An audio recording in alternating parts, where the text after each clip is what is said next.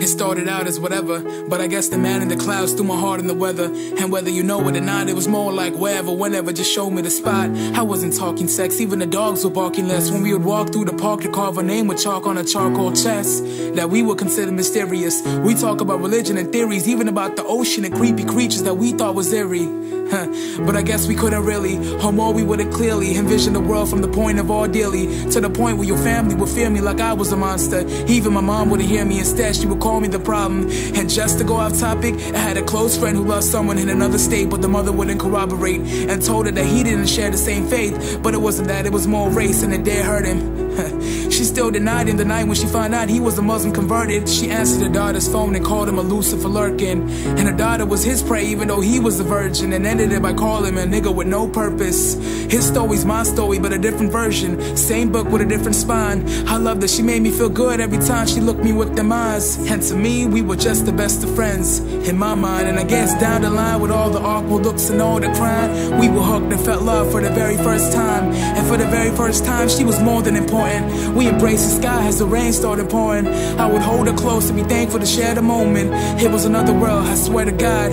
But when my mother heard, she referred to her as a gold digger, and I would give her my hat and jacket through the cold winters. And she could hold my hand as the time was passing. We were both winners, and we would see the stars clashing in the sky alone at dinner. But when we go home, we be enclosed and known as sinners. It forced us to feel that we had to ask the Lord to forgive us. Fed up with this, I asked my mom what's the meaning of forgiveness. She said it was haram and put her hand in the Quran and said that it was an act of excusing an offense. But in my defense, there wasn't a reason to be drifting. It wasn't treason to be different, and knowing that I was on her mind gave me a reason to be perfect. And that I wouldn't want to wake up one night in the middle of my life and regret not to look back twice. That in a blink of my eyes that I could see her as my wife.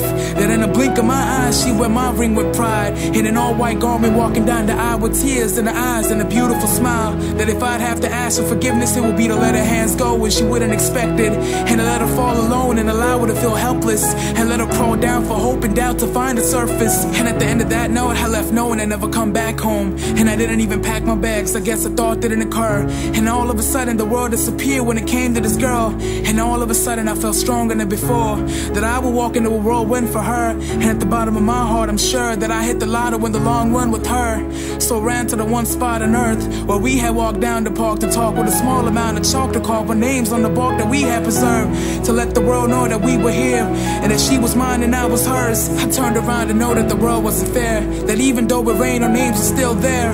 And at the very second I stopped and found her staring back at me, and at that exact moment I knew that whatever happened in the past made sure that we were where we were meant to be. As if this was a movie and that the cameras were around us to capture destiny. And I was down and fractured in the chest of me, and that's the last day she held my hand, first day she kissed me. To this day I miss her, I miss us, I miss we. And I guess misery loves company, and in the midst of everything I miss a remedy. But my misery goes about its own way, and I envision me one day without pain. But without pain is not to feel love, and what I felt with us was truth at an innocent stage. This is nothing more than a love story, so I'm just turning the page.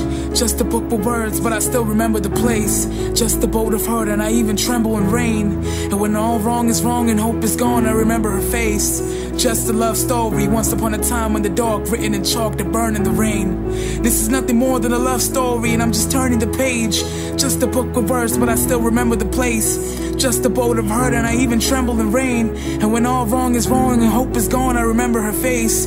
Just a love story, once upon a time in the dark, written in chalk that burned in the rain. This is just a love story, written in chalk that burned in the rain. This is just a love story.